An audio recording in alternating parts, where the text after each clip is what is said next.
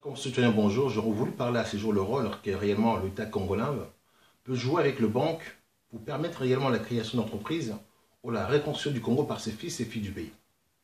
Nous, MDC, nous pensons qu'à ce jour que l'État congolais doit faciliter la création d'entreprises à ses fils ou filles du pays.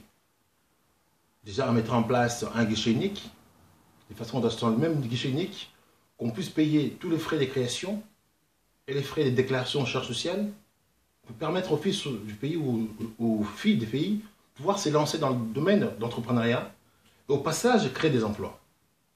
Nous, MDC, nous pensons aussi que l'État congolais doit, je dirais, convoquer, je viens de dire le mot convoquer, le responsable des banques qui se trouve dans l'étendue du Congo pour leur proposer, je dirais, un partenariat de façon qu'ils puissent, je dirais, subventionner ou faciliter l'accès au crédit à des fils ou filles du pays quand ils ont des projets, je dirais, ficelés clairement pour créer un emploi.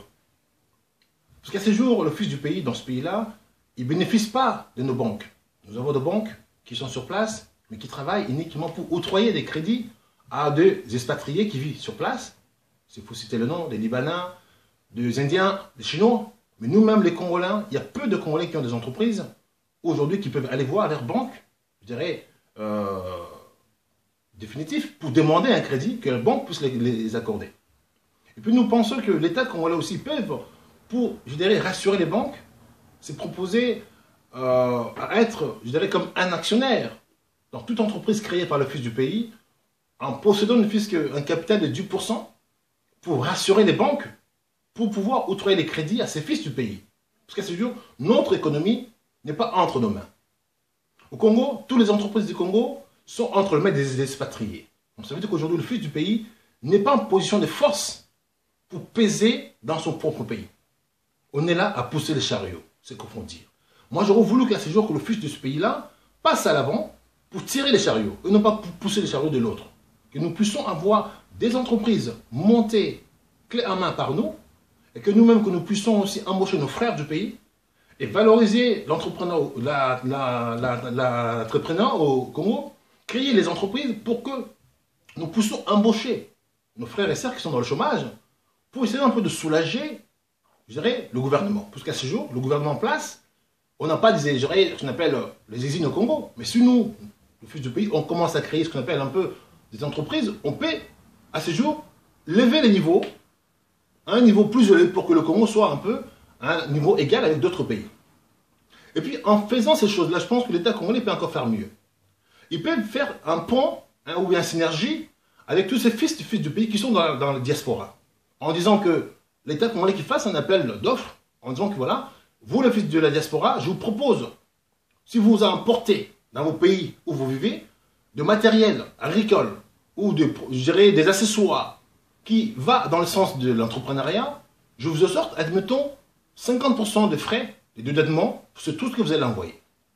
Vous allez se rendre compte qu'à ce moment-là, tous ces fils qui sont dans la diaspora, ils peuvent apporter de quoi construire le pays. Parce que ces fils-là, ils vivent dans des pays où il y a le matériel. Mais si aujourd'hui, ces fils-là, ils ne peuvent pas envoyer ou ramener des choses qui pourraient servir le pays, puisqu'il y a des problèmes des douanes, ça coûte vachement cher. Mais si l'État congolais accepte d'enlever le frais des douanes, je pense que ça pourra décamper la situation, que tous ces fils-là où ils sont, ils peuvent envoyer des choses qui pourraient servir le pays. Pour que demain, le Congo ne soit pas, je dirais, rédévable à un autre pays vorace ou au oppresseur. Moi, je pense qu'il faut réellement que l'État congolais se dise qu'il faut qu'il puisse faciliter l'accès à l'emploi à ces fils du pays. Que les banques soient derrière pour octroyer des crédits. Et que l'État se positionne comme garant pour que nous-mêmes, nous puissions avoir l'accès à notre économie. Se positionner face aux expatriés. Que nous puissions peser. Ce sera très bien pour le futur Congo. C'est que moi, je pense pour que demain, nous puissions, je dirais, rivaliser ou avec les autres pays.